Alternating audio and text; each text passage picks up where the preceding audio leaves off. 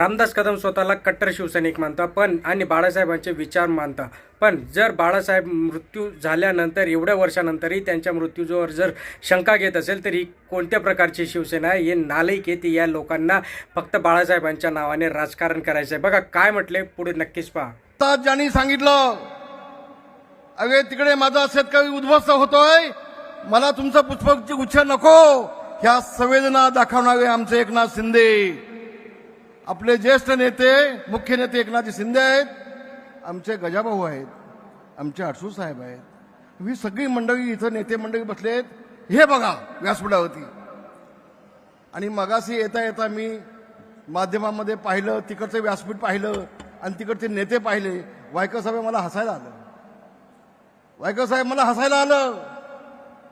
एक वेळचं ते शिवसेनेचं व्यासपीठ, कुठे दत्ताजी साळवी, कुठे दत्ताजी नलावडे, कुठे अमरवाल जोशी, कुठे नवलका साहेब, कुठे वामनराव महाडिक साहेब, कुठे आमचे सरपोतदार साहेब. आणि आत्ताचं व्यासपीठ पाहिलं ते शिवाजी पार्कचं, मी वाईट वाटलं, डोळ्यातून पाणी आलं. उद्धवजी, तुम्हाला मुख्यमंत्री पदाचा हव्यास होता, हव्यास, आणि मुख्यमंत्री झालात काँग्रेससोबत जाऊन, आणि म्हणून ही मराठी माणसाची एकत्र असलेली मूठ ही फोडण्याचं पाप तुम्ही केलंय. होय, तुम्ही केलंय. शिवसेना प्रमुखांच्या विचाराला तिरंदाजी दिलीत, शिवसेना प्रमुखांच्या विचाराला काळीमा फासलात,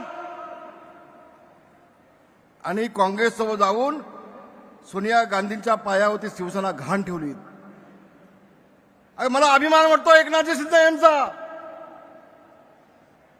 त्यांनी निर्णय घेतला, होय शिवसेना प्रमुखांचे विचार आम्ही खाली पडू देणार नाही, शिवसेना प्रमुखांचे विचार पुढे घेऊन गेल्याशिवाय राहणार नाही, ही भूमिका एकनाथ शिंदे यांनी घेतली.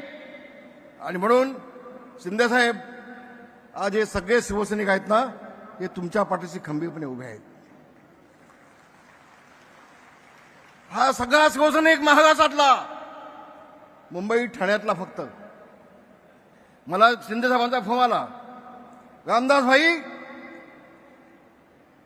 संबंध महाराष्ट्रात दुष्काळग्रस्त झालाय, मोठ्या प्रमाणामध्ये पाऊस पडलाय, लाखो कुटुंब उद्ध्वस्त झालेत, आणि म्हणून हा आजचा दसरा मेळावा जर असला, आनंदाचा मेळावा असला, तर आपण सगळेजण शेतकऱ्यांच्या दुःखात सहभागी झाले पाहिजेत. आणि फक्त महाराष्ट्राचा मेळावा न घेता फक्त मुंबई ठाण्याचा आपण घेऊया. मला खूप समाधान वाटलं, खूप समाधान वाटलं. संवेदना आहेत या नेत्याला. अगं मी तर म्हणेन, इथे जे सगळे दिसत आहेत ना, हे सगळे आमचे मावळे आहेत, हे सगळे भगव्या झेंड्याचे शिपाई आहेत, हे सगळे शिवसेना प्रमुखांचे कडवे सैनिक आहेत, हे सगळे छत्रपती शिवाजी महाराजांचे मावळे आहेत.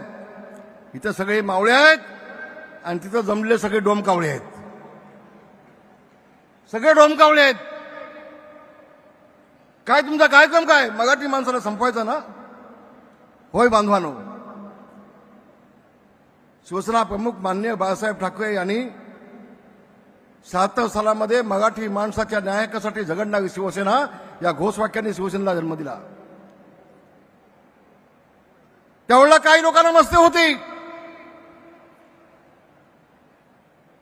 मुंबई तुमची, भांडी घासा आमची, अशा घोषणा त्यावेळेला होत होत्या. मराठी माणसाला सन्मान नव्हता. आज मराठी माणूस ताटमानाने जगतोय, तो फक्त शिवसेना प्रमुख मान्य बाळासाहेब ठाकरे यांच्यामुळे जगतोय. असं म्हटलं तर मी चुकीचं म्हटलं असं मला वाटणार नाही. बांधवांनो, काय केलं उद्धव साहेबांनी? तुम्ही 30 वर्ष तुमच्या हातामध्ये महानगरपालिका आहे, 30 वर्ष आम्ही घेणार, आम्ही घेणार. त्या बिचारा राज ठाकरेंच्या पाठीमागे भिकेचा कगवटा घेऊन चाललाय. अरे मला भीक दे, मला भीक दे, ये माझ्यासोबत, ये माझ्यासोबत. आता तो भाव आता काय करतो काय माहिती, आता भीक देतोय की भीक देत नाही की सोबत येतोय. पण एवढं सांगेन, 2 भाव नाही, आणखी इकडे तिकडे कुठे असलेले 10 भाव सोबत असले तर मुंबईतला मराठी माणूस उद्धव ठाकरेला राजकारणातून कायमचा गाडल्याशिवाय राहणार नाही, हा विश्वास माझ्या मनामध्ये आहे, विश्वास माझ्या मनामध्ये आहे. बांधवानो, मी खूप अस्वस्थ आहे.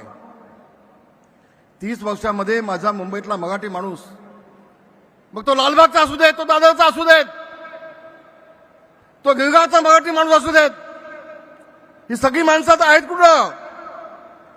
सगळी नालासोपाईच्या पलीकडे गेली, कल्याण डोंबिवलीच्या पलीकडे गेली.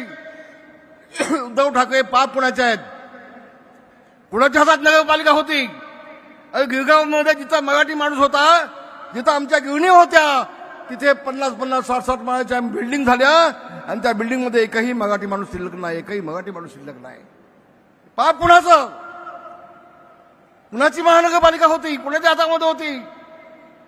तुम्ही 30 वर्ष फक्त टक्क्याचं राजकारण केलं.